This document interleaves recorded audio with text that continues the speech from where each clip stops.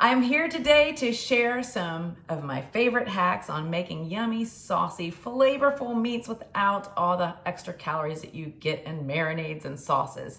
So my starter is, let's talk about ground chicken or ground turkey. It can be so boring if you cook it wrong, but yet it can be so yummy if you cook it right.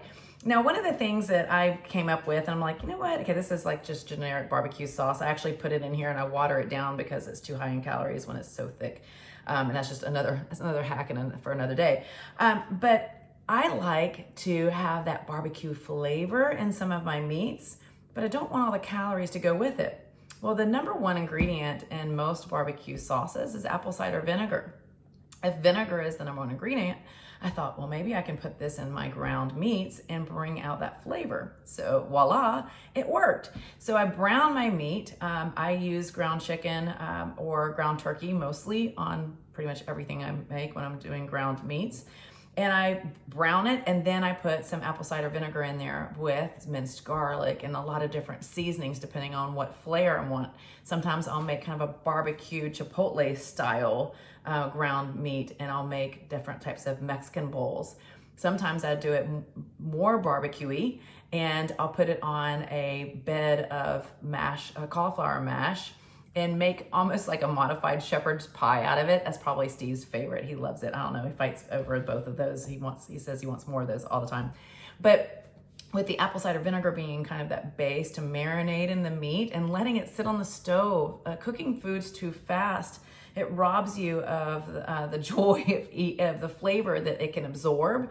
So when I'm doing ground meat, I never bring it out and cook it for dinner right then. I start my meat, I normally will, like on a weekend or during the daytime, I'll put it on and let it cook and simmer, and I'm planning on not eating it for a couple hours or maybe even the next day.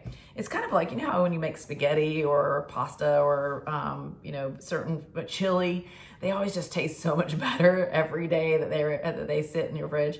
That's how this is too. So if you really want to maximize the flavor and bring out all those flavors in your meats, really, especially with your ground meats, it's all about the simmering time.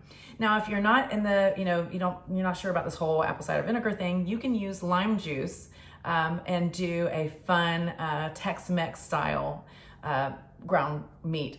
I do cumin and red chili pepper and chili powder and lime juice, fresh limes, a lot of garlic and salt and pepper and some oregano, and I make my own Tex-Mex style ground meat, and I will put a little bit of apple cider vinegar in there as well. So even though it's predominantly lime juice, the apple cider vinegar can kind of sweeten it. And here is the kick.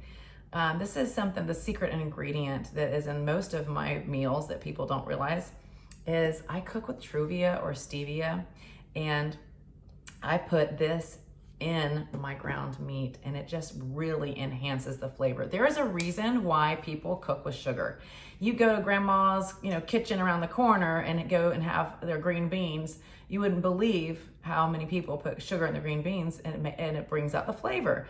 There is a reason for it. My grandmother used to put sugar in everything, and I didn't know she put sugar in. And if you look at even your tomato sauce in the pantry, if you have tomato sauce, I bet you anything it's got added sugar in it. So sugar does enhance salty foods. It does bring out the flavor, but why use sugar when you could use stevia? It's natural, it's safe, and it's 0 calories.